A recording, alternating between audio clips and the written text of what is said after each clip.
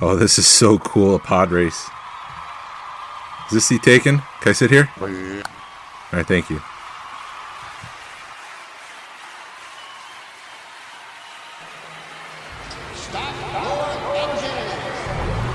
Ooh, the engines are starting up.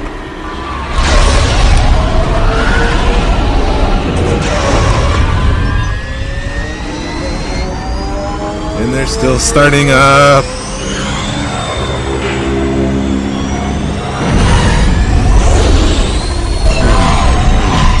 They're gone. Yeah, woo! There they go. So do we just wait for them to come back around? This is crazy. So how do we know who's in first? No, we just wait. Okay.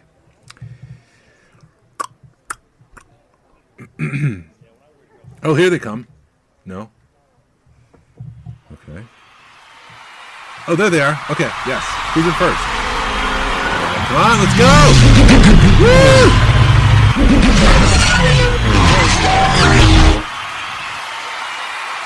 There we go. They're gone. Do they sell popcorn or Ronto roasters at concession? Yeah. I don't know if this is worth 100 credits. It's just a lot of sitting around and waiting for these pod racers to go by for 3 seconds. I was told this was going to be exciting. The guy who sold me these tickets was full of shit. This is the way. We're wanted men.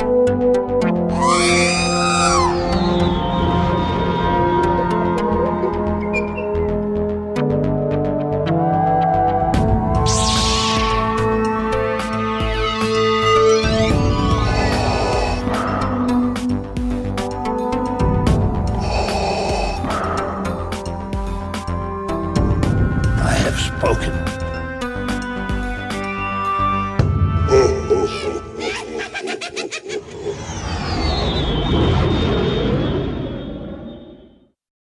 Welcome, everybody, to the Smugglers Galaxy podcast, episode number 27. I'm Glenn, and with me, as always, is Jason. Jason, how are you this morning? Good. How are you? How was your week? It was good. It was a good week. Can't complain. Good. I was busy. Yeah, I heard there were some surprises Yeah. in store for me. Not only that, but just work-wise, I was busy. It's been a busy week. Yeah, I've noticed that traffic and stuff is starting to pick up, so hopefully that means things are starting to get back to normal. Yeah, no, I noticed that the same thing. March 1st rolled around, and I think virtual working has kind of faded a little bit, and people are returning to the offices, so traffic has been back to normal this week. Yeah, and that's good for me because I'm in, business to business in coffee service, so hopefully that means things will pick up for. Actually, I've seen it. Things are starting to pick up, so that's good. Good. Good. So, yeah. So what'd you get this week? Only thing I got this week was I found the Baby Yoda and Pram, the Hot Wheels. Oh, yeah. Oh, I forgot that. I picked that up too. I saw you posted about it. It's pretty cool. I mean, I know a lot of people didn't like it, or didn't get it, but like I said, it goes along with their whole setup of releasing figures from the Mandalorian. So why not do a Baby Yoda? Yeah, whoever at Mattel figured out that we can make a Baby Yoda figure by making the vehicle should get a raise, because they don't have the license, I don't think, to make figures. So this was like a workaround, right? I guess. I don't know. I don't know. I don't know either. Yeah. But that's genius. If that's whoever did it, yes, definitely deserves a raise. I had this for the news, but it's topical because we're talking about it. Did you see that Mattel $400 pram? Yes, I had that down too. Oh my goodness. Yeah. In what universe would you have $400 to buy that? Somebody who really likes Baby Yoda and had $400. I mean, it looks legit. It's got like the folding top part. It kind of covers him. It's got translucent base to make it seem like it's hovering, but still, it's $400. Like, that thing better be made of metal. I'm sure it has to be, man.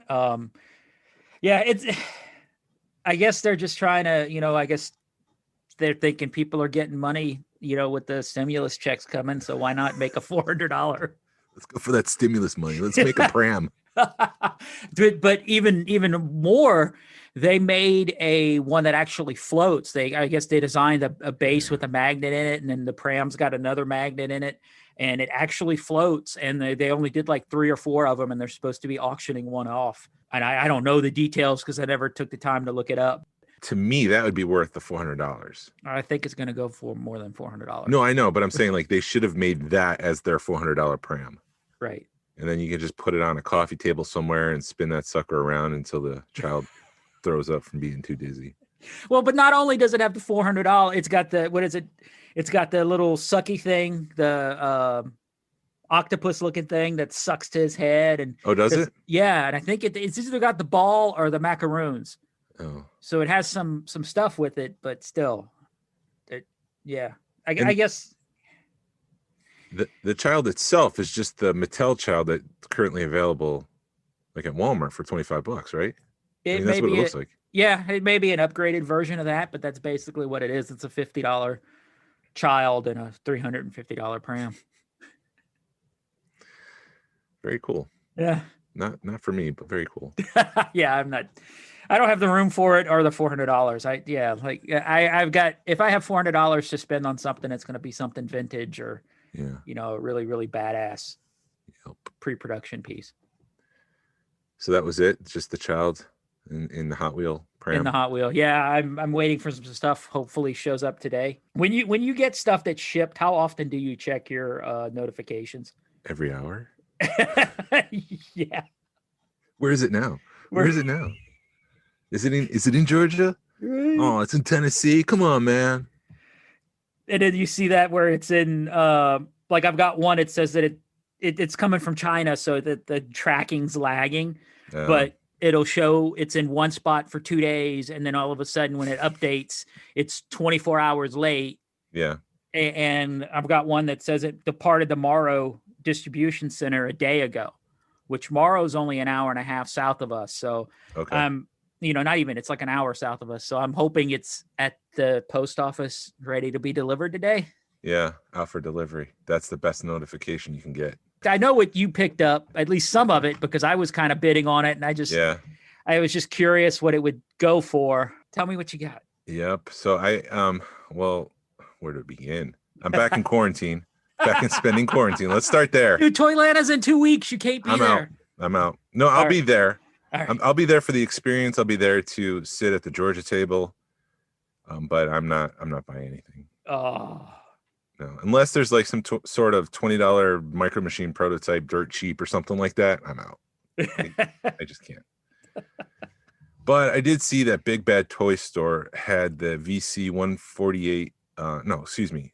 That's the one I'm missing. There was a Bausch Leia, the vintage collection, which I never picked up. And they had it for just regular price. So Wow. I'm like, yeah.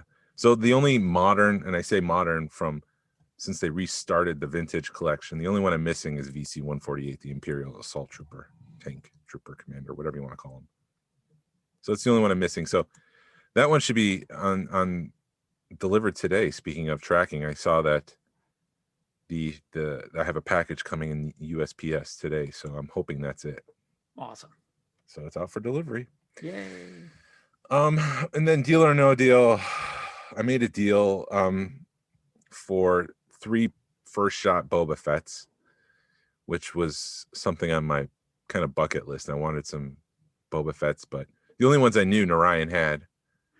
So I'm glad to have those. And it looked like it's 2 different versions of Boba Fett. So I like to display them with the pre-production item and then the production item right next to each other. So I'm very excited to get that. And then I also got the paint sample Slave One. So after Galoob made every single ship currently available at the time for Star Wars, they decided to dip all those ships into silver paint and then a separate set into bronze paint. So this is a paint sample for the silver set of Slave One. And then I bought something really, really big. This is what I kind of have a feeling because I know we talked about it Yeah. after the chat last week. So Yep. you spoiled it for me because you're like, I'm Oh, not did I? going to, I'll tell you where I got it after. And I'm like, you just You ruined know. it for me. Yeah, sorry. I got I got a prototype hard copy, the Emperor's Royal Guard transforming playset Oh, wow. from Micro Machines, and it comes with, I'm trying to count, 2, 3, 4, 5, 6 hand painted figures. Wow. It comes with Darth Vader, Luke Skywalker with their lightsabers, drawn out and they're ready for battle. It comes with 2 of the Emperor's Royal Guards. It comes with the Emperor, and then an Imperial Trooper. And the thing that really is cool, the things that I've noticed already, the difference between the hand painted samples and the production samples. The Emperor Royal Guard. Let me take a deep breath. The Emperor's Royal Guard, their arms, because obviously they're not capes, but whatever they wear is bright red, but their arms are more pinkish, where in the production version it's more burgundy. And so there's a little difference there. But the thing that's really, really cool, the Emperor is sitting on his throne, and it looks like his hands are resting on his throne, and then beneath his hands are just like this light blue airbrushed color on there, and it looks like his lightning. And so I went to the production item to check that out, and it's there. The lightning is there. They just never painted it. And so I don't know if it was a cost issue or like we just can't get that detail. Maybe it looked too fake because, like I said, it's airbrushed. It doesn't look like lightning bolts. It just looks like someone does a quick run of blue airbrushing on it. And so that's very, very cool. So yeah, that should be here on Monday, and I'm ecstatic to get that. And That's yeah. Awesome. Like Justin said, we created a monster.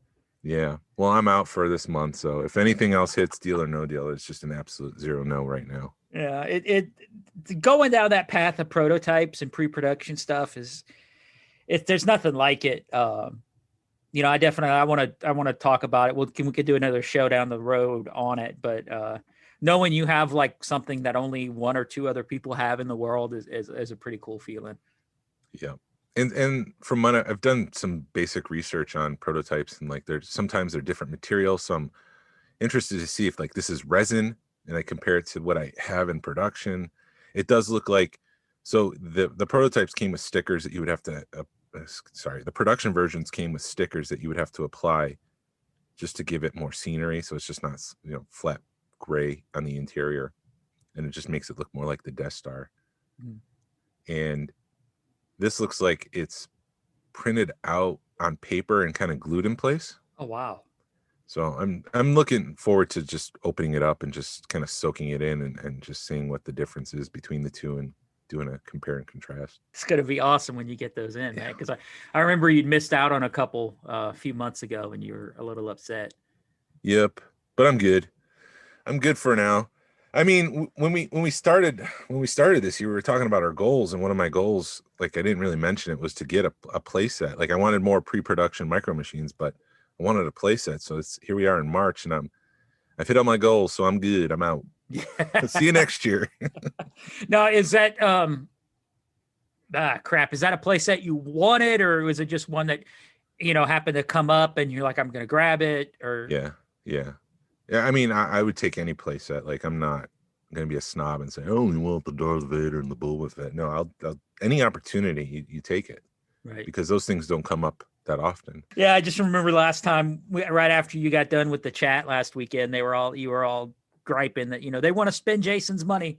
They're having let's spend Jason's money because somebody it's fun.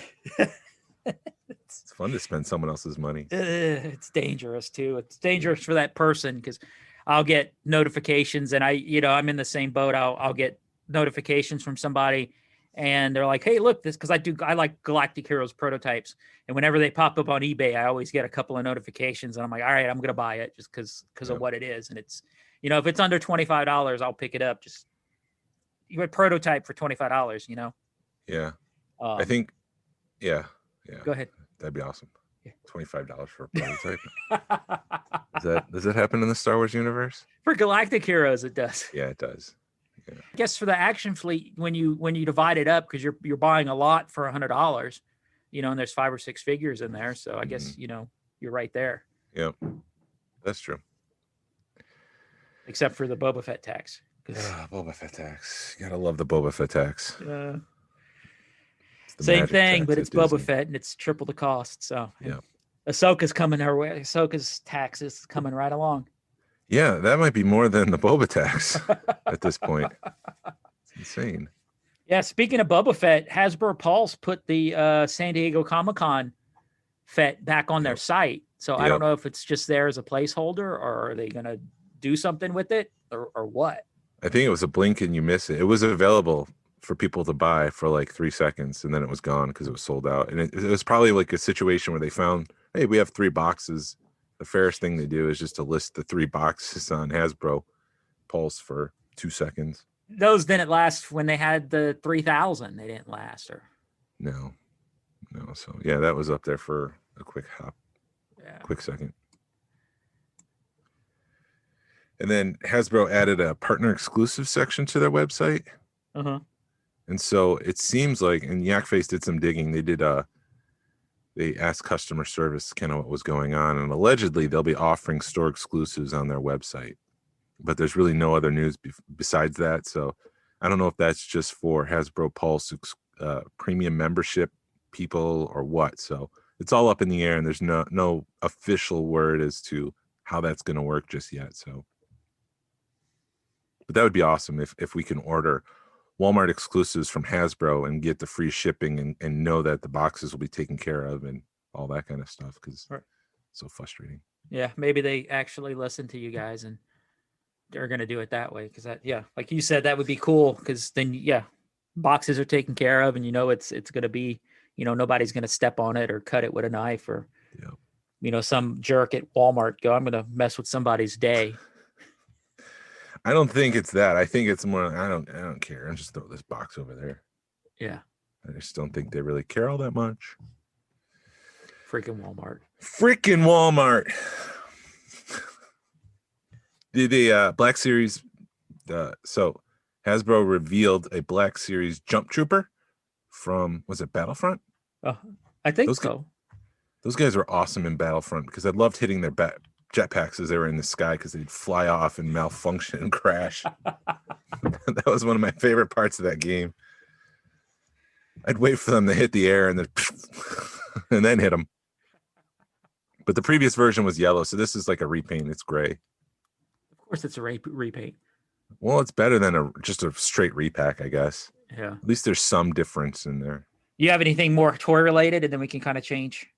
I have a bunch more news. Not all of it's toy related. Some of it's just more Star Wars related. The only other coming out thing I have is Thrawn Ascendancy.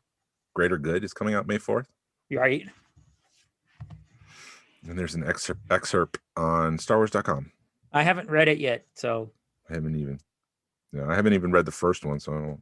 The first one's good. I mean, it's like I said, it's pretty dry, but it's Thrawn, and it's still a good read. But I don't know. I'm enjoying High Republic a lot better than I did the Ascendancy.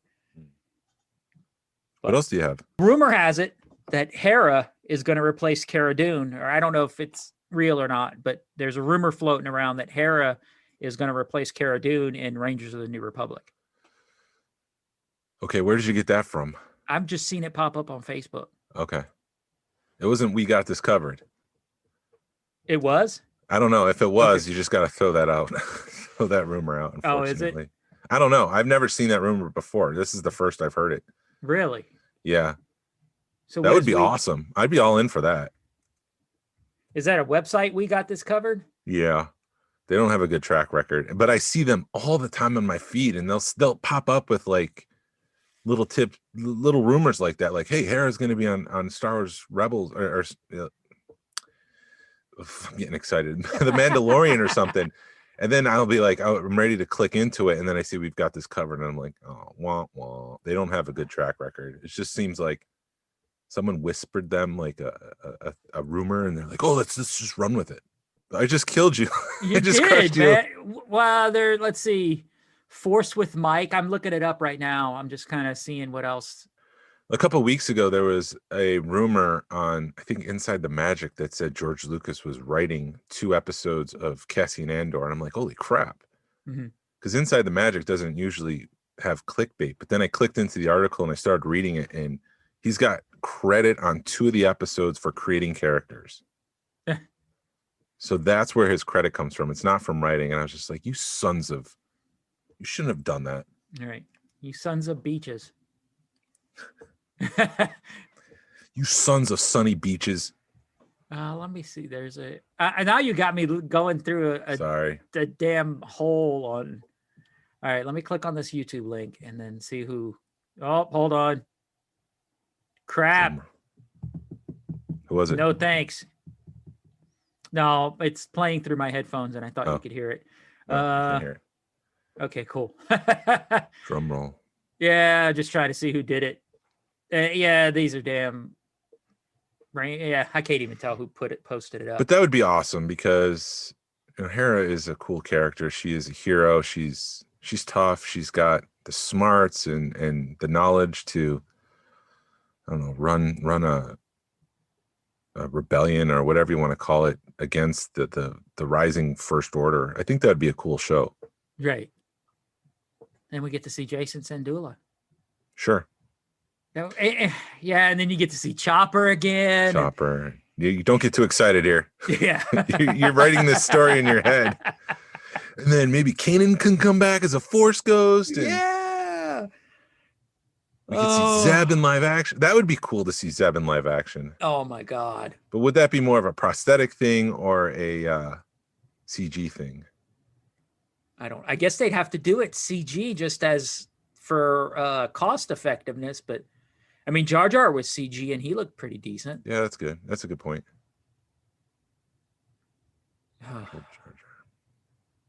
Anyway, you just spoil it for me, Jason. Thank you. Sorry. Just trying to temper expectations. No, but you got to check the sources on some of these rumors. Well, you're better at this stuff than I am. I'm still learning. So This is Disney related. Sure. April 1st, Disneyland and Universal Hollywood, 15% capacity they can open. So that's good news. That's good news all around because Disney's going to be a responsible company. They're very, very protective of their public persona, public relation kind of persona. I don't know what I'm saying. They care about what people think about them. And if they're opening up for 15%, there's some sort of caution there that they know the risk, they understand the risk, and they must be at the point where they're like, we can accept the risk. We're not going to have a major breakout at Disneyland. Right. Well, I also know they've kind of been begging the past few months to the governor to let them open. So I guess something finally gave because they're letting Universal open too. So it's good for Disney. It's good for everybody out in California. So, and I checked because, April 1st is April Fool's Day, but there's a lot of people reporting it. So I can't, because when I saw the date, April 1st, I was like, oh, okay, that's April Fool's Day, but there's too many people reporting it.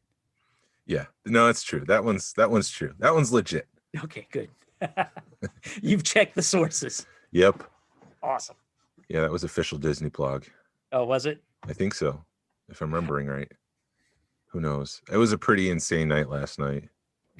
Yeah, that I guess we can talk about it a little bit. We can talk about it. Justin Haney, who's one of the mods and one of the co-founders of the Georgia Club, got Tim Effler and Doug Miller, who are Kenner designers, to do basically a virtual panel in the club, and we did it with Georgia, with the California Club, and with Empire State, which is New York. Kind of simulcast it, and yeah, that Jason, I know you helped out behind the scenes, and that was sort of a wild night. We heard some crazy stories of sexual escapades. And... Yeah. I was like, can we get back to the toys, please? Well, it was because of that he got to see the Star Wars script, so that was kind of fun. And then a Play-Doh. Doug Miller was talking about this Play-Doh gun he designed, where it takes a little like BB of Play-Doh and shoots it, and yeah, I made a little popping sound like that. Yeah, it was just it was like an hour and a half, and those guys, when they get going, it seems like they could talk for 3-4 hours. I think they're finally at the point now where they're kind of, Justin has done a good job and the club has done a good job. But when these guys come around, we're just like, we're cool to have them around and we don't bug them. We just want them there. We just want to hear their stories. And, we're not like, hey man, you got a prototype, because that's when you meet a Kenner guy, if that's what you lead with, he's going to walk away and he'll never want to talk to you again. Right.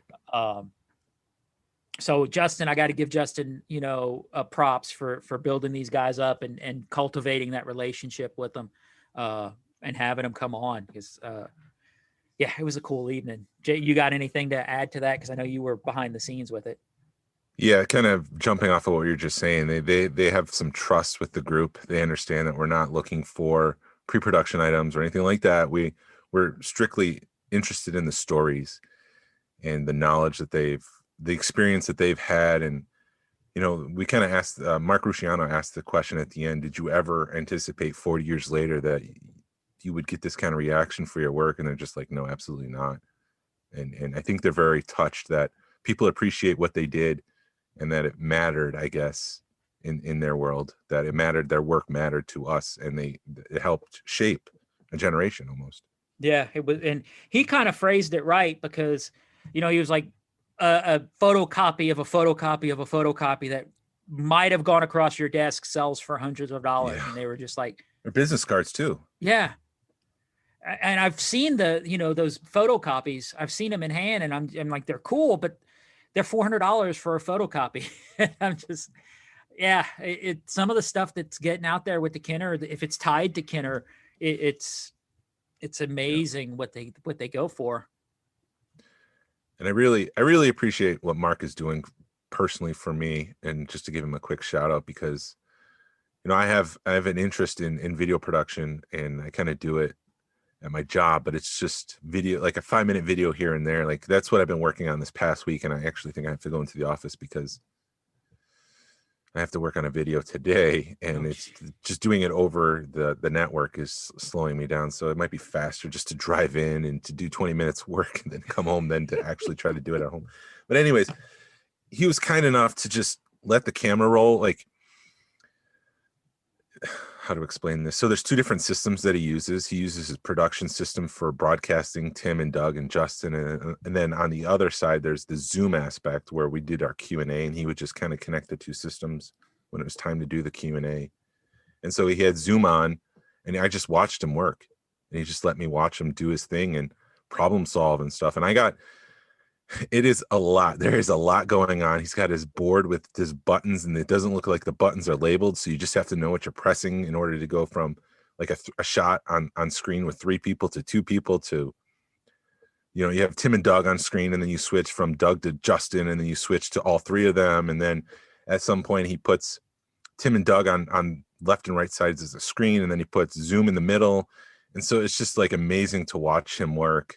But there was a time when there was an issue with his computer, and things started to back up, and on the broadcast, everything was going good. But on the back end, what we were hearing was just like, we talk like this, and it just was annoying to listen to. And he was trying to figure it out. And I'm just like feeling his panic. He's not panicked at all, by the way.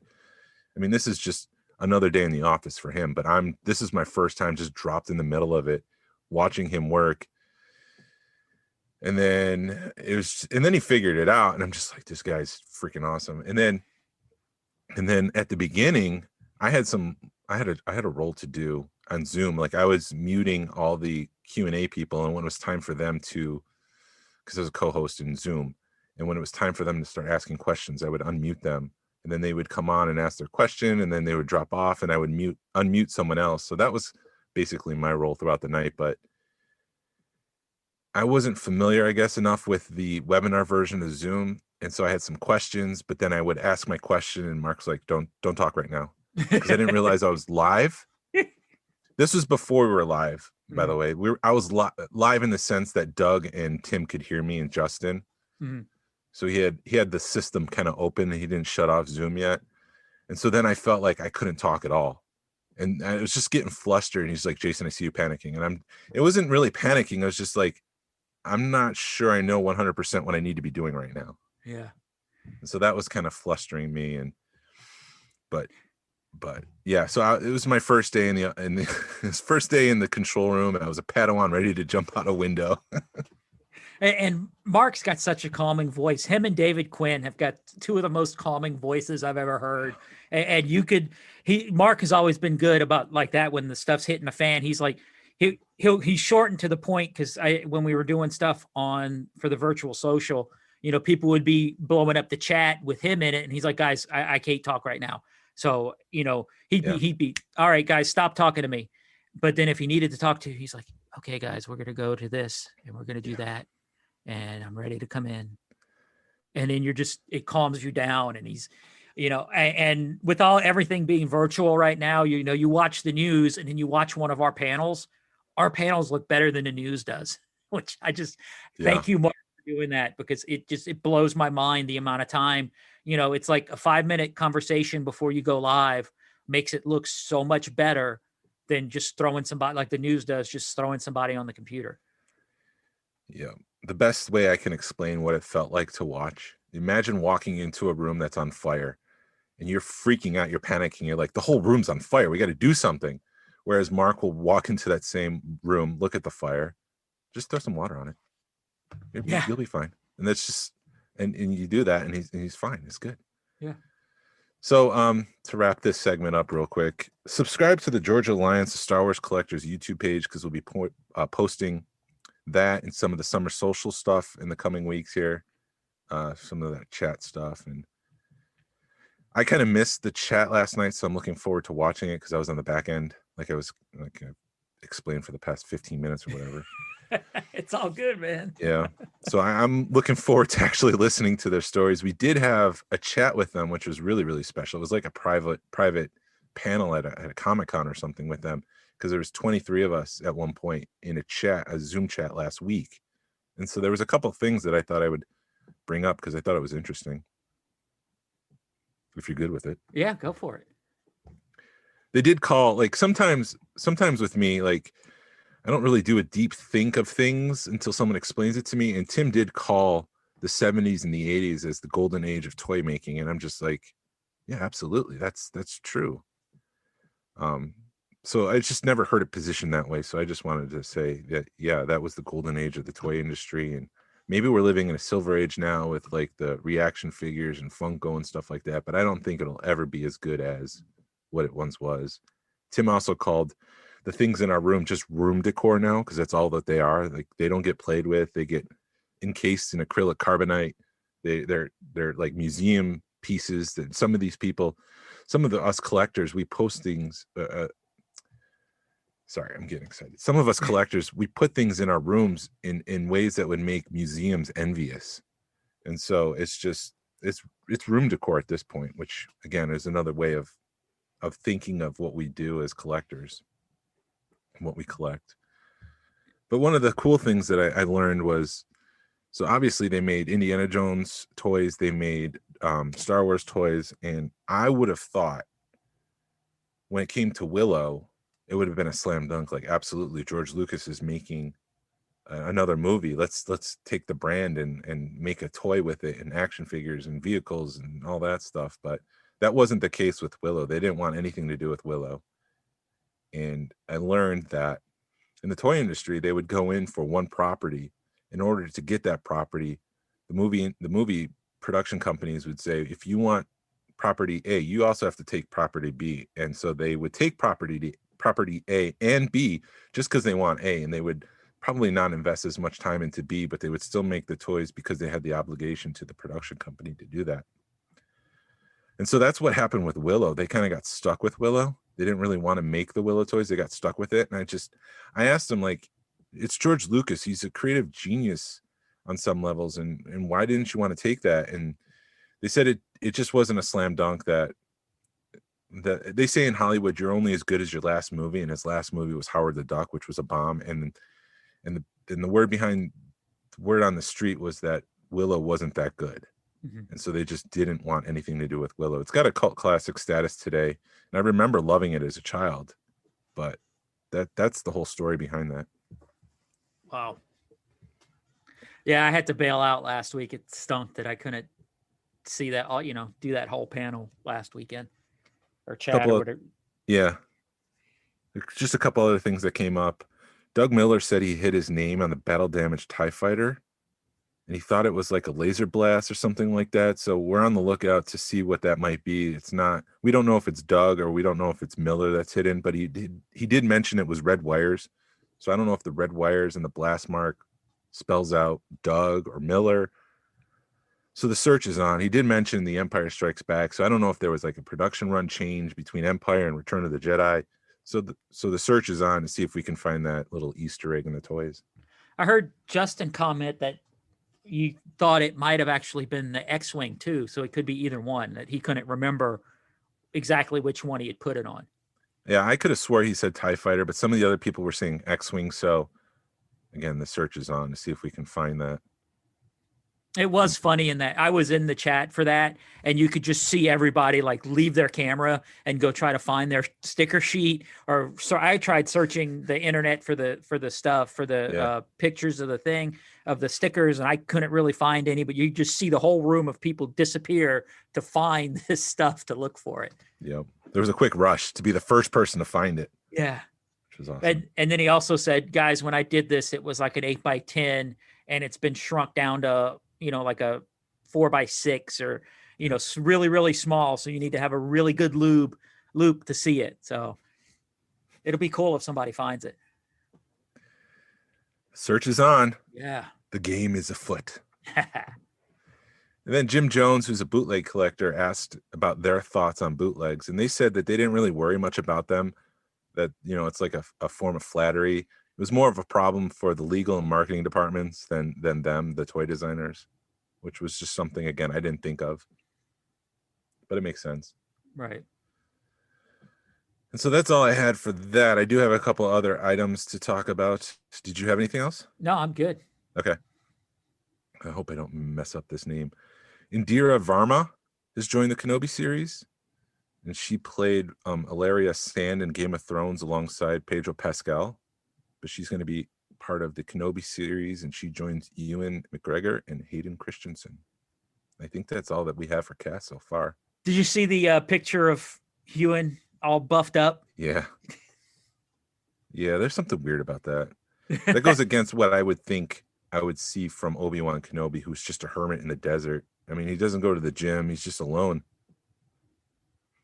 How does he stay fit? Yeah. The one thing I do want from this Kenobi series is an explanation, because there was rumors that Qui-Gon's coming back. I want an explanation on Force Ghosts, how that works. Go back to Clone Wars.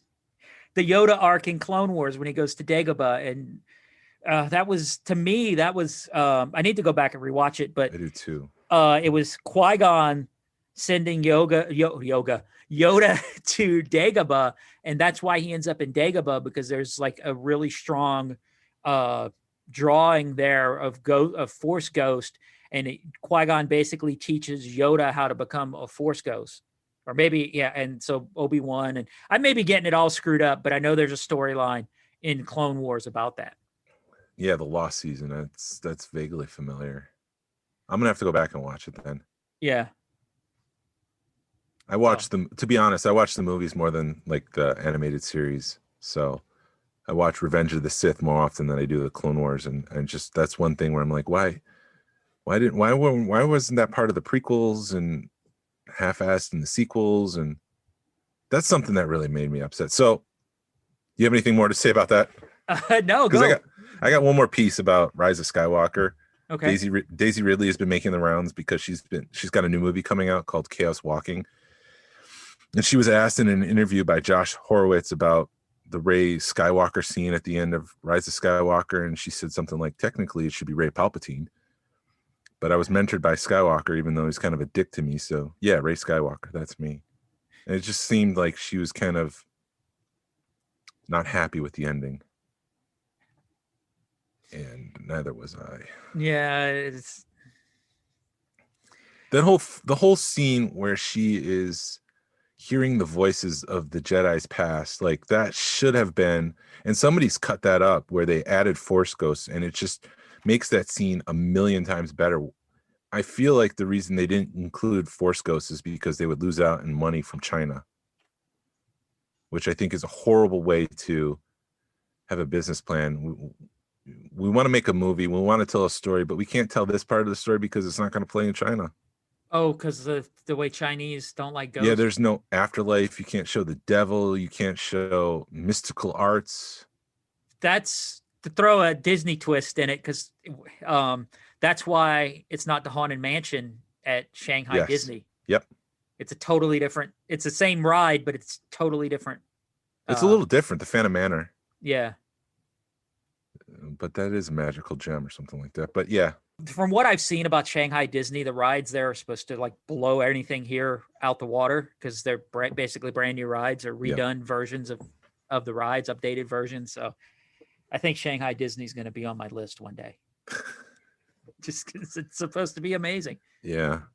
The Pirates of the Caribbean ride alone looks insane. Yeah.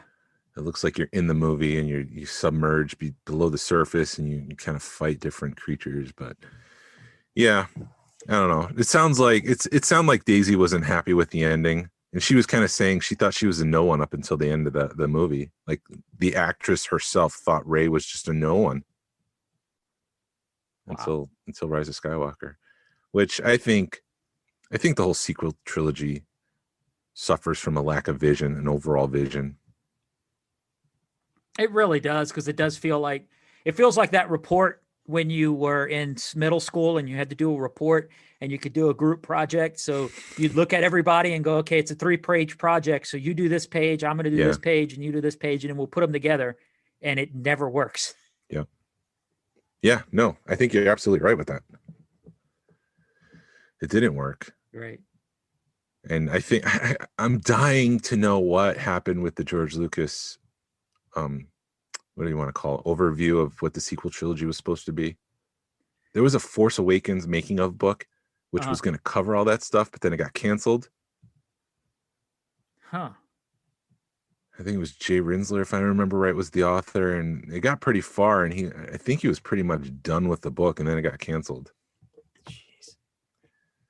So there's just like what, I don't know.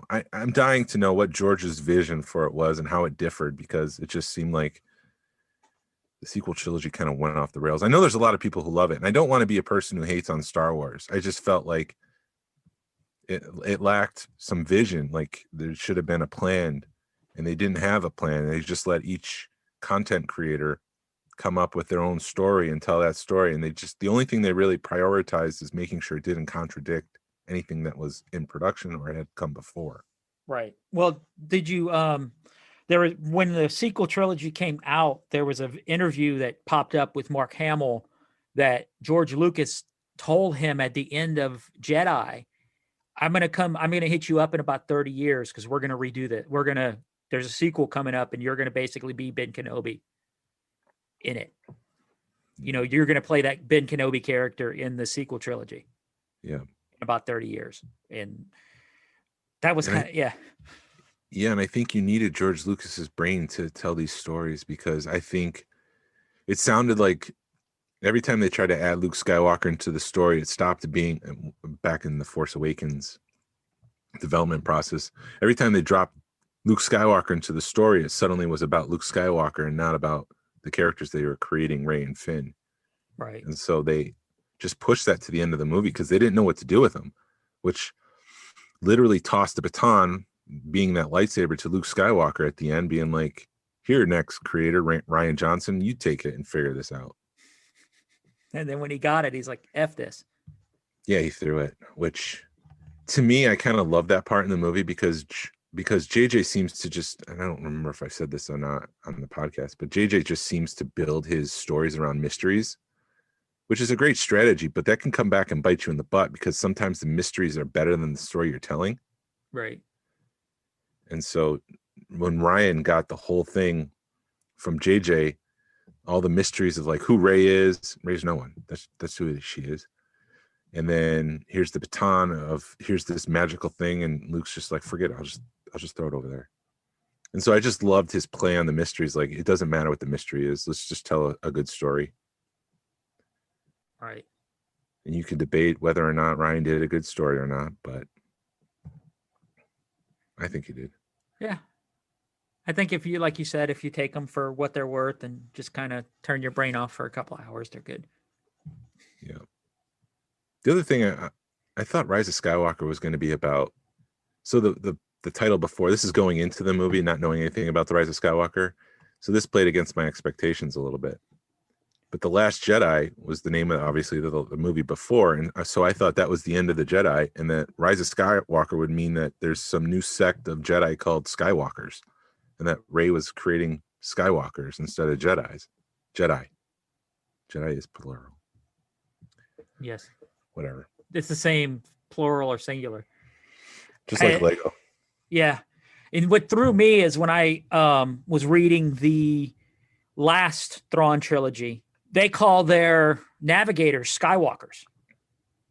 In the Chist, call their navigators Skywalkers because they have a sense of the Force or whatever. And I was really hoping that would bring Thrawn into it. And it didn't. Because I even asked him as he's on, and he's like, dude, they don't know what I'm doing. They don't care. They care, but they don't. It was like, do you really think they're going to let me write a movie? Maybe. I can't stand the rumors that Disney's going to like redo the sequels. That's never going to happen. Disney's moving forward. And I think they're going to try to enhance the sequels and make them better through things like The Mandalorian and Marshall of the New Republic, whatever it's called, Rangers of the New Republic. I guess because when you're writing stuff for TV, you have 8 hours to tell it versus a 2-hour movie. So you can let things stretch out and let things breathe. And now Disney Plus, you look at all you look at WandaVision, the stuff that they were doing on WandaVision.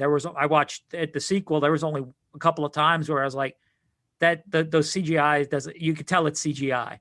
Other than that, the 8-episode series, the money they spent on that was incredible. Same, so they've got an unlimited budget with Disney Plus. So you add that into the fact that they can tell it over 8 hours, and you're going to get a much better story. Yeah, that can play against you sometimes. I'm glad they limited WandaVision to 6 hours because some of those Marvel Netflix shows were just dragging beyond belief. It was like they had 2 hours of story and they dragged it out for 8 hours. I think Disney Plus is doing a great job with it so far. Yeah. Disney's not going to well, I'm not going to say that F things up, but they can. Yeah, it's easy to do. Right.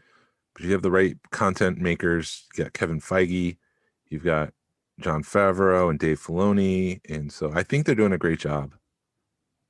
Yes, the only time I thought the CG was a little off was actually the first or second episode of The Mandalorian from season 1 when they were riding the blurgs. It just felt a little fake to me. Mm-hmm.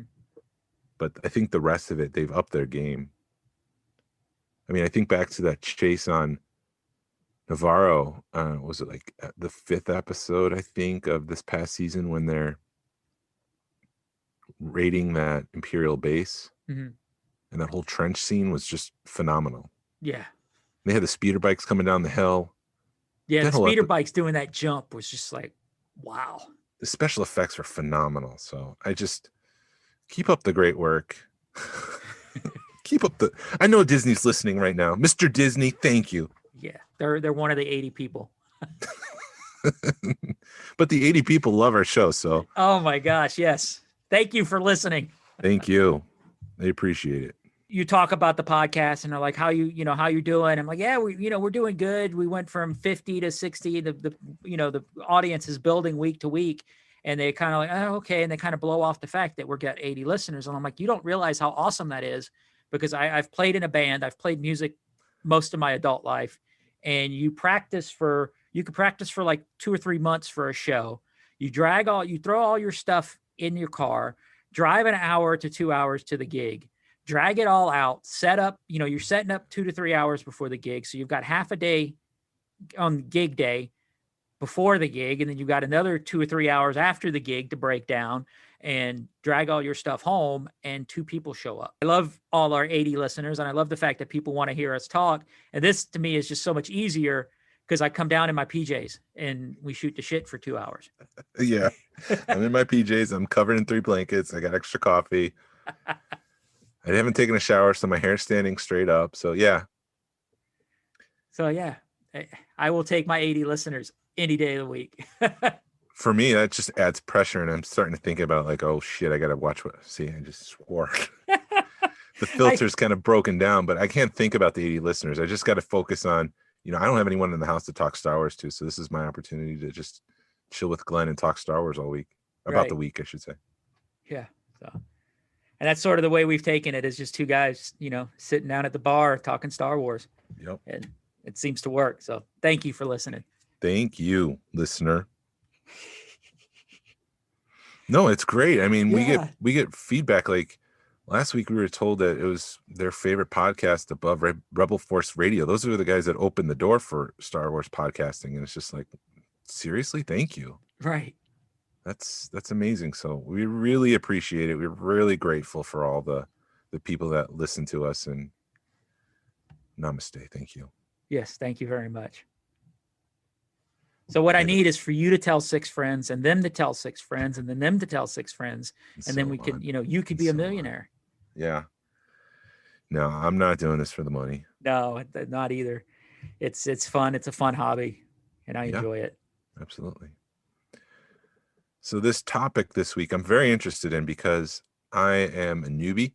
I know nothing about this topic, and I'm very interested to learn more. And I'm hoping that because of my ignorance, that someone out there who might not know about this will learn a lot through my ignorance, so to speak. Yo, sorry, that's my turn. Yeah, you could introduce it because you're the expert. Well, I'm not really the expert. You know more than me. We're going to talk grading this week. I consider, we're lucky in Atlanta because AFA is right down the street. And I've been able to become friends with Marcy, who's kind of the figurehead of AFA. And then Ross Barr, who's the figurehead of CAS. So I consider myself fortunate to count those guys as my friends. And we wanted to talk about grading and not really say one company's better than the other, just talk about grading in general and answer some questions, just talk about it for a little bit and talk about why you want to grade and what you should grade and who's has the edge on certain things, because I don't want to give it away, but I think it's an apples and oranges thing when you look at the grading companies, and it depends on what I'm grading as to who gets it, But yeah, it's a controversial subject in Star Wars because you got people who love it, you got people who hate it. Then we'll start with the beginning, I guess. What's the difference between CAS and AFA from a politically neutral standpoint? Politically neutral standpoint, I would think AFA is sort of the big kid on the block. They've been around the longest, and they're kind of the gold standard as far as grading goes. And people will pay a little bit more for an AFA graded figure versus a CAS graded figure, because CAS, I think, are like 4 or 5 years old. AFA is more, they're more not structured is not the right term, but they're more formal, because they're like, this is what we look for. And this is, they're not willing to not take chances, but CAS, when you send CAS will grade, and they do custom grading and custom casing, which is insane, where AFA won't do that. And CAS has kind of been an answer to a lot of issues we were having in the collecting community. CAS has found a way not around a lot of stuff, but has solved some issues that we've had that we can get into later as far as with you grading. But yeah, truthfully, it depends on what kind of mood I'm in or what I'm grading, as to who gets what. But like I said, AFA, they're more structured. CAS is a little bit more, I guess if you want to, AFA is like the old school, and CAS is the up and comer that's challenging the old school guys to rethink things. And they have on a couple of issues. Competition is always great. Yes, it is. It's good to have the competition. CAS is in Florida and AFA is located in Atlanta. There's something, and this is not anything to do with Star Wars, but it's related to competition. There's something called the Southwest effect at airports. When Southwest comes into an airport, all the rate fares drop. So it's always great to have competition because it makes people competitive. Right. When you say, like, depending on which mood you're in, you'll go CAS or AFA, and it just makes me think like you wake up out of bed and you're just like, today's an AFA day. It's not that bad, but like just I'll use this as a sample. AFA, I don't think AFA doesn't grade slides. So there's a lot of Kim Simmons art that's out there, and I have a slide, and I wanted it graded. I wanted it to be basically I wanted it graded to protect it, and I wanted it graded to display it better, because there's no good way of displaying a slide, a loose 35 millimeter slide. Well, I sent it to CAS because they grade slides. I'll just use this as an example.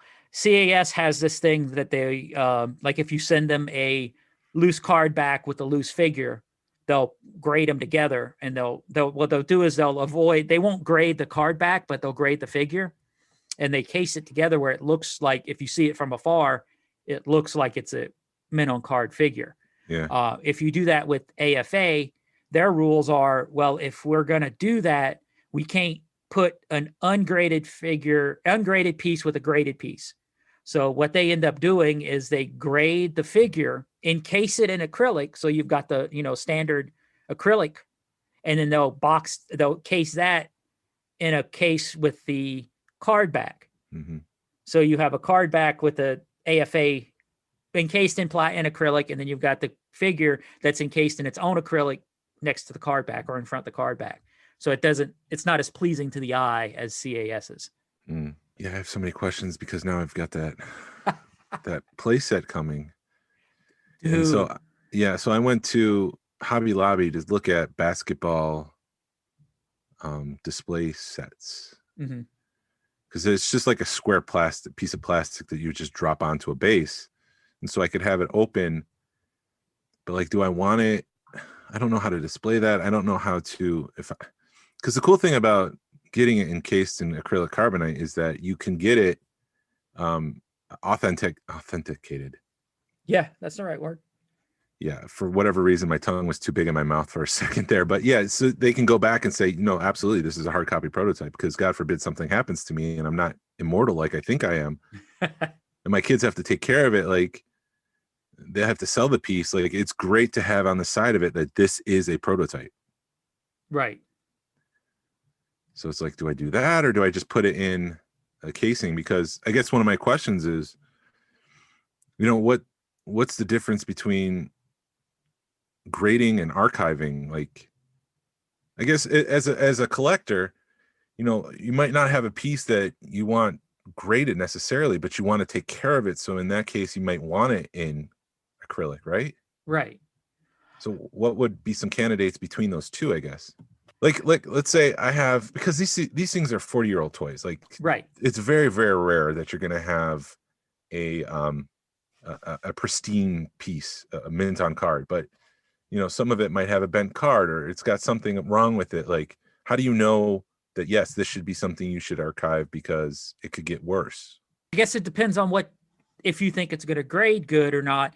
Because if you archive it, okay, so I'm going to throw another thing into it. The acrylic cases that Ian Sanderson does. Right. He does make a case that you could put a mint on card figure in. And he does, and they look awesome. I love Ian's stuff. Archiving is grading, is what I'm trying to get at. Because they're still you're paying the same amount of money. If you send something to AFA and say, I just want it archived, they're still going to charge you the same, because they're still having to do the work to make the case and to seal the case and everything. Mm-hmm. So you might as well just get it graded. Ian's stuff is good if you don't want to spend, okay. I guess the thing, it would be cost. That's what I'm looking for.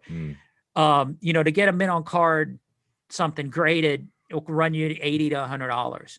Where if you go to Ian, you're paying either between $13 and $20 for his cases. So I guess that's where that would be my thing. Because I know with the like I was talking about the CAS with the card back and the loose figure, I was going to do a 12 back run, and I had a couple that I bought that had already been done. I had that had already been encased at CAS. And then when I started looking into it, you're at, okay, it's $100 to just get that cased. I can go to Ian and pay $22 and get a case that looks just as good, but it's not sealed. So it's like, I can encase everything for $200, or I can encase everything. You go send it to CAS, and it costs $1,200. So I guess it would be a cost-effective thing, as far as if you want to just buy a case from Ian or get it archived through CAS or AFA. Yeah. You want to be careful. You don't want to send a crap figure, but then there's guys that do that on purpose to see what, I've seen people send stuff to see what the lowest grade they can get on purpose, just for grins and giggles. I've also seen some people on YouTube kind of crack open the same figure and send it back in. Really? Yeah. Just to see what happened. Yeah. See what kind of grade it would get. Yeah. I mean, it's all subjective. It's all like, this looks like 85 grade or whatever, but then it comes back the next time it's an 83 grade or an 87 or whatever. But so It sounds like from what I'm kind of sensing here, if you want to possibly resell, that way you're ensuring that it's archived, that it's authentic. All of it is the card back, the bubble, the figure, the weapons, all that stuff. It's all authentic. That might be a reason to get it. What's the word? Archived. Right. Or if you just want to preserve something. Yeah, exactly. There you go. If you're, because I know people that, let's say you're looking for a vinyl Cape Jawa. People will purposely pay the extra money for one that's been graded because they know it's authentic. Right. Nobody wants to spend money and then learn later on that, no, that was a fake cape. Right. Okay. And they, like, let's say you have a bubble that's coming loose or something, and you're trying to preserve that, you can send it and let them know, hey, I want, they do make bubble protection or ways to protect the bubble to where it's not going to come off. Or if it does come off, it's still sort of attached to the card. Mm-hmm. So that's another thing you could look at. Okay. I'm getting it. I'm on board. What is U-grade and why don't you want it? U-grade, there's basically two forms of U-grade. There's one where you can send them like a case of Black Series figures. You buy a case from Walmart. You go to Walmart and you buy an unopened case. You send that case to AFA, unopened. AFA will take that case, open it up, and grade each figure U-grade because no human hands, quote unquote, has touched the figure. It's an uncirculated figure. Is basically what U-grade means. Oh. Yeah. So I have an ungraded figure. Which one? Yak face from the sail barge. Because AFA is right here. I just took my box unopened, dropped it off. They pulled out the yak face and graded it ungraded or uncirculated. Right. So there you go. That's a perfect example. So that's what U is. Okay. Right. And then that's the good form of U grade. That like I just said, you get a unopened case, you send it to AFA. AFA opens it and they grade it U grade, uncirculated. The bad form of U grade is when you take a vintage figure, mint on card. Let's say you find a Boba Fett mint on card, but the card's crap and it's coming out. And, the card's falling apart, the bubble's cracked, and people will take that, send that to AFA. And AFA has stopped doing this because of the pressure from the community. They've stopped doing this. And they were opening that up and grading the figure uncirculated. So you could get a higher grade, but then it has U in front of it. So, okay. Yeah, that's where the turmoil was in the community a few years ago, was opening a mint on card that they're not making mint on cards anymore. They're not making these figures anymore. So why would you want to open it up and destroy something that somebody else may want because you want a pristine figure? Right. That makes sense. Because you could, in all honesty and ethically, what you should do is sell that card, to somebody who wants it. So it might not be mint on card. It could be a beater card, but the figure has been uncirculated in theory, but at the same time, you're destroying a piece of history because it is still on card. Correct. And it is 40 years later. And the expectation that you're going to get a full set of mint on card is just out of reach at this point. Right. So when they say mint on card, they're not talking about the card. They're talking about the figure. So the figure is mint on a card. Yep. No matter what condition the card is in, it's still a mint on card figure. Okay. I'm cruising here. I get it. Yeah.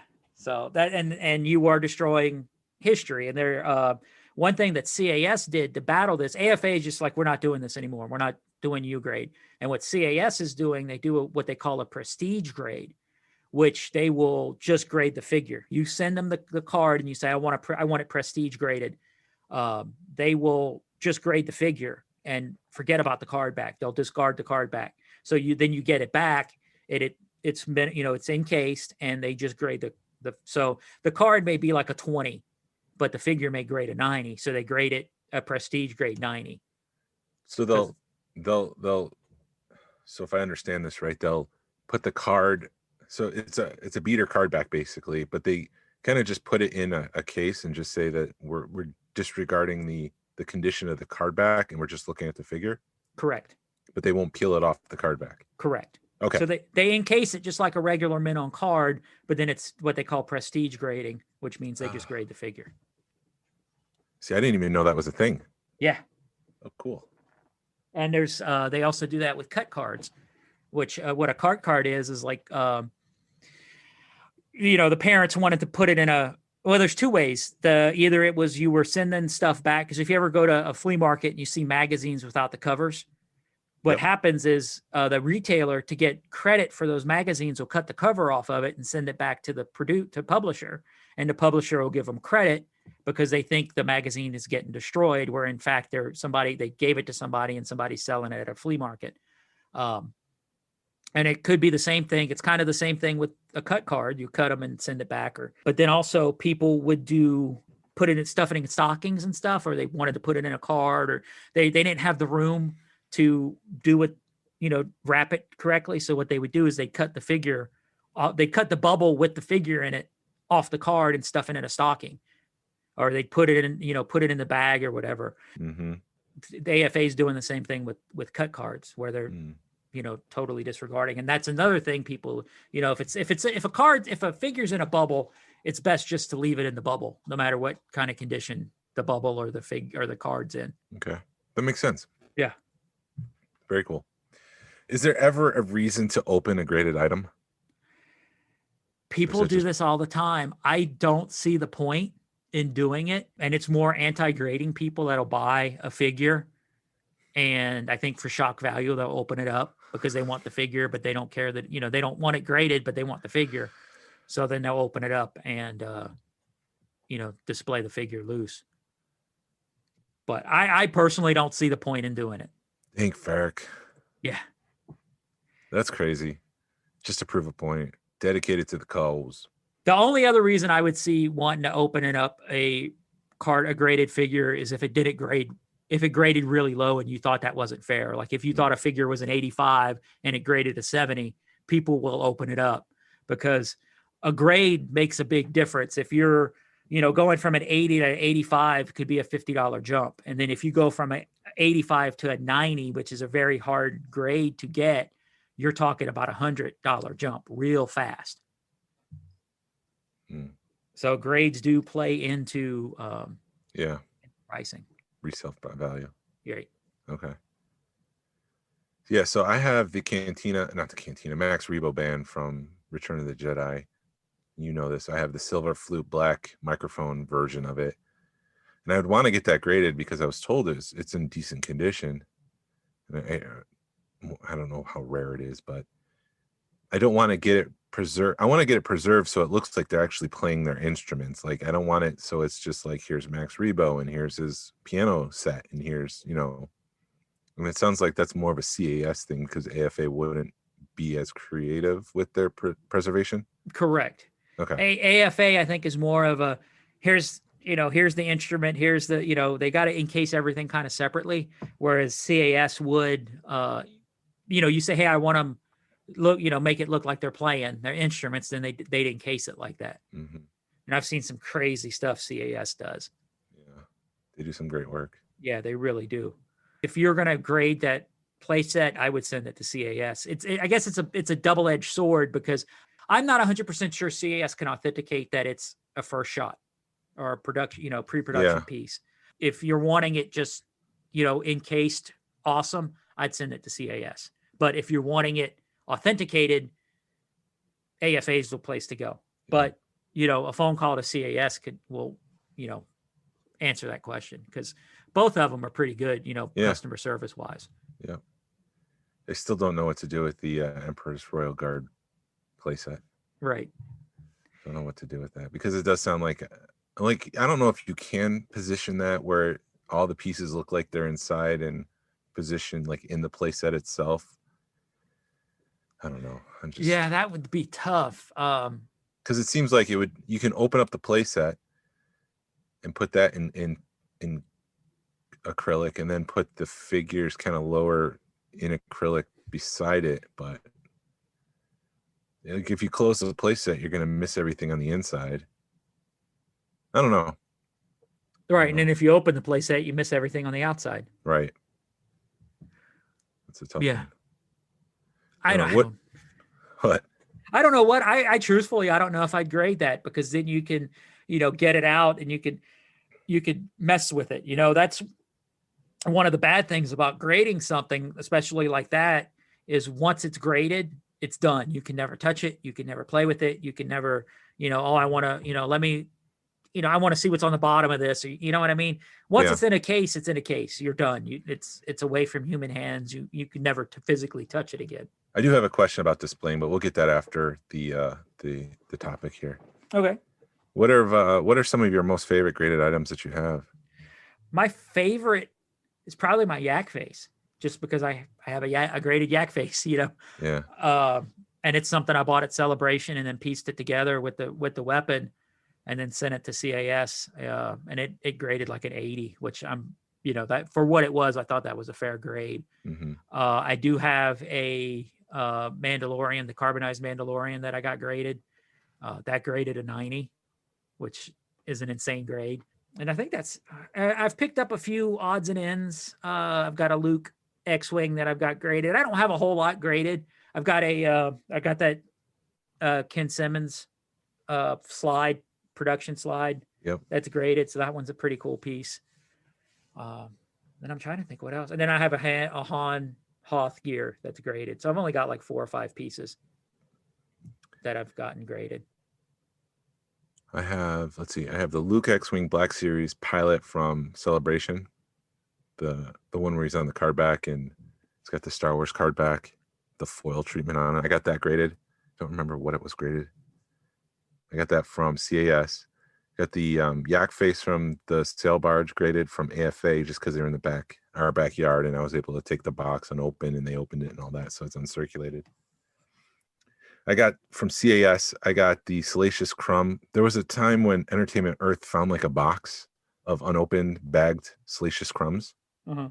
So I bought 2 of them, and the one that I thought looked better, I had them encased in acrylic carbonate. I don't know why I love that term so much. That's sort of the people that don't like grading, they call that. Do they call it that? Yeah, I kind of call it carbonite. I've heard it referenced. It's not. Yeah. I don't mean it as a dig, so I'm going to stop saying that. No, it's all good, man. It's fun to say though. But that's basically what you're doing. It's in carbonite. Yeah. And then I also got the San Diego Comic-Con Luke X-Wing speeder. Not X-Wing speeder, sorry.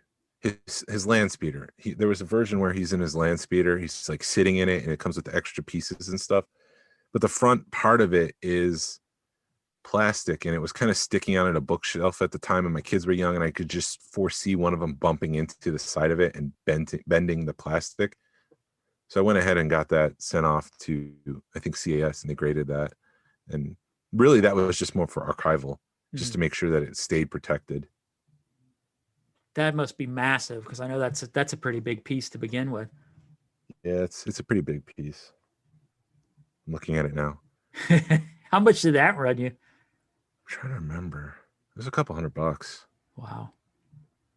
But see, that's another drawback to grading. It gets expensive really fast. Yeah, I have that's the reason why I'm holding out, and why Ian Sanderson's just acrylic pieces sound like a great idea, because I have 5 Return of the Jedi mint on card figures that I don't necessarily want to spend the hundreds of dollars to get them graded, because some of them aren't in the greatest shape. They're yellow bubbles and stuff like that, but I would just slide it into acrylic just to keep it safe. They're in star cases right now, but I think I want something more firm than just the flimsy plastic. Yeah, when you get a case from Ian, going from a case from Ian to a star case, it's such a good upgrade. They look so much better. Just it makes it look more professional, quote unquote, or the presentation it takes your presentation up a notch when you do that. Do you have anything that you wish you could get graded right now? If I was going to grade something right now, I've got a Death Star Escape playset, I think it is. It's in a white box from the Micro Collection. I don't know if it was a mail away. I don't know. The story is not 100%. I think it was part of a playset or it was a mail away. I'm not sure. But all it is in a white box. And I've got one that's, the tapes come apart over the years on the inside of it because they just taped the figure to the cardboard. And but everything's still it's in unplayed with condition. I'd love to get that cased up, and from CAS, it would run about $150 to $200. But that's where they can do what they call an exploded display, where they take all the figures and they put them in their own little piece of plastic, and then you have all they lay the play set out, and so you can really look at it and hold it and see it. That if I was going to grade something right now today, that would be what I'd grade, and it would be strictly to display it, so I can display it better. Yeah. See, I have a couple things I think I would want to get graded just to protect them. I have the Jedi Temple Guard from Star Wars Rebels. Uh-huh. But he's got the security. He's still carded, and he's got the security tracking on the back, which means that it's sort of a prototype. Nice. And so I'd want that graded and authenticated. But I'm afraid because there's the number on the back that if it got out, the person who did it, who leaked the figure, might get in trouble. That I wouldn't worry about that. I would it's more when you post it on social media. That's why you see a lot of people that are into prototypes. And if I do post my prototypes, I make sure that I bleep that number out because they can be tracked back to those people. Okay. Because speaking of prototypes, I also have 2 of the Han Solo The Force Awakens prototypes. Black Series. I'm just looking for the Irish version where he's all green. So when I get that, I'd want to get the production version and then put them all 4 together and get those graded. And I just thought that would make great presentation. Oh, that would be incredible. And that's something, again, you send that down to CAS. I mean, AFA, I think, is catching up to what CAS is doing, but CAS is more liberal with their, casing practices. So that's something I'd send to CAS right away as soon as you got it. Yep. So we'll see if I can get my hands on the green Irish version of Han Solo. Well, you're having such a good year so far. Oh, please don't. It's like a blessing and a curse right now. I need another job. But that's a good thing to have, man. That's sort of how my last year started off, where all of a sudden you're like, I want all this stuff, and stuff just falls in your lap, and it's a good problem to have. But yeah, like you said, it's a blessing and a curse because you don't have any money when the $20 piece showed up because you just blew all your cash on the, whatever your pieces cost, Yeah, this past year has just been amazing in so many different ways. And at the same time, with the coronavirus, it's been a curse. And I've known so many people, so many more collectors over the past year because we're on virtual stuff. And like I'm helping with the virtual social, and I'm making videos for the Georgia Alliance and helping promote that and helping make that one of the premier, in my opinion, one of the premier collector groups out there. I don't want to. I always shy away from sounding like I have an ego, and so I'm just trying to be cautious. But I honestly, genuinely feel like our group is a great group, and it's one of the best groups out there. Yeah, and not necessarily the best, but one of. I think us and Empire and Besbin and now the New California group, we've kind of got an alliance, quote unquote, and we all work together. And I think we've got a good group of people in the Georgia group that, we're fortunate because, the production end of things. Jason TK knows it, and Justin knows some of that. So we've got 3 or 4 people that really know their stuff when it comes to the background stuff. And I mean, truthfully, without Justin's drive, Yeah. this club would be nowhere near what it is. Yeah, I don't want to see the day when Justin decides he wants to take a step back and focus on something else. Right. Because I think a main driving force of the group is going to kind of slow down. Yeah. I mean, he's the reason why we're where we're at, as far as a national level goes, because he knows how to network, and he's a very good networker. So yeah. I got to give it to him. He's been the driving force the last 3 or 4 years with this club. But just thinking back to a year ago, thinking like it would be nice to have a Micro Machine prototype, but I've never seen one before, and I don't think I'll ever get one.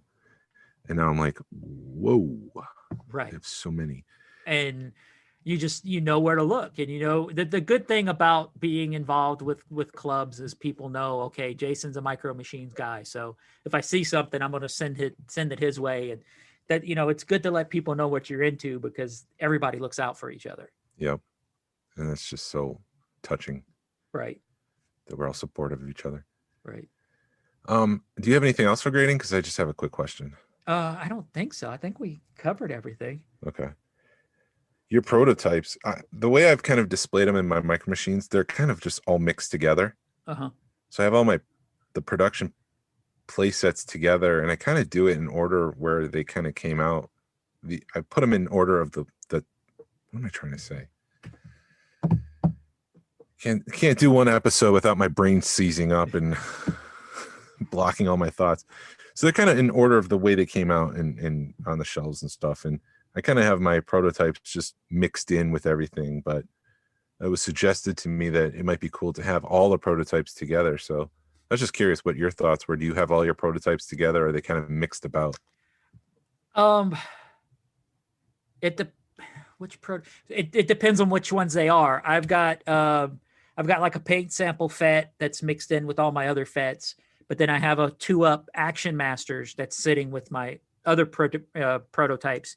So I guess to answer your question, it just depends. Like all my Galactic Heroes prototypes are in one spot.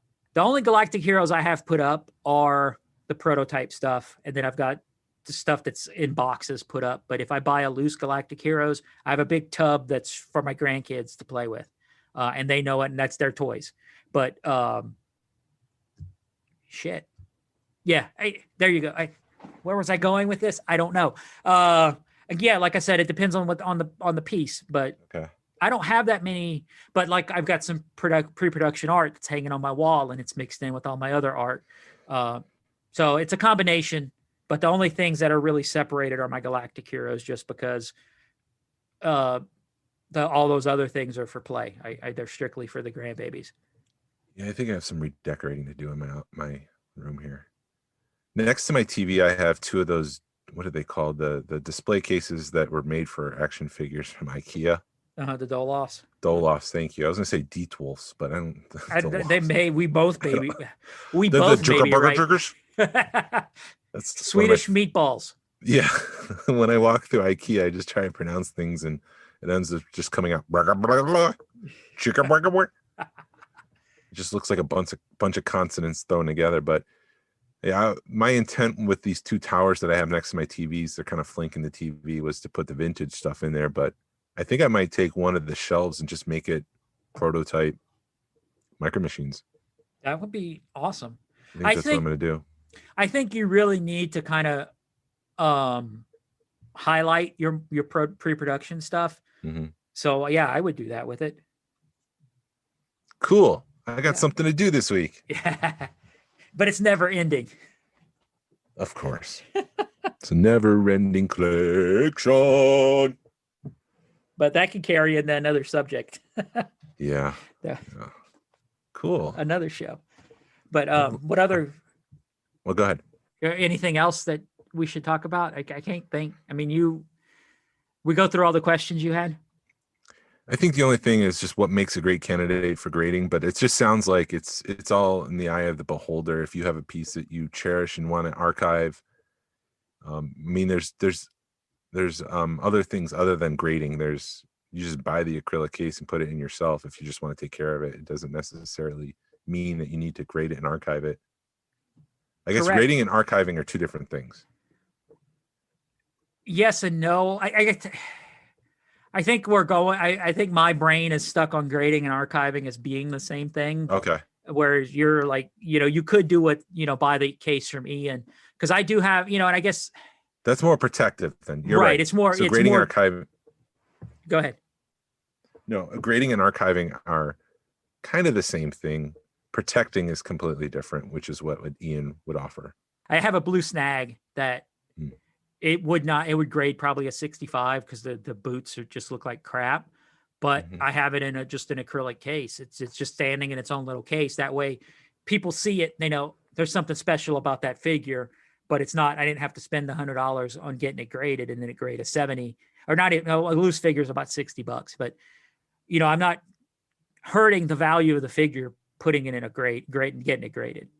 It's still valuable because it's a blue snag. Those went from $100 to $200 overnight. It feels like they're going up higher too. Yeah, if you get a good one, they're in the $300 to $350 range. But yeah, and it's a special piece to me because it's sort of it's the piece that started everything. It was the first piece I bought off Adjusted, so I'd like to keep it, make it that special, make it stand out a little bit. So I just got it in a little figure case, slide bottom figure case. So cool beans, Jelly Bean. yeah, man. Awesome. Anything else? No, I don't have any other questions. Jason, thanks for joining me today. Have a good rest of your day. You too, sir. All right. This is the way. This is the way.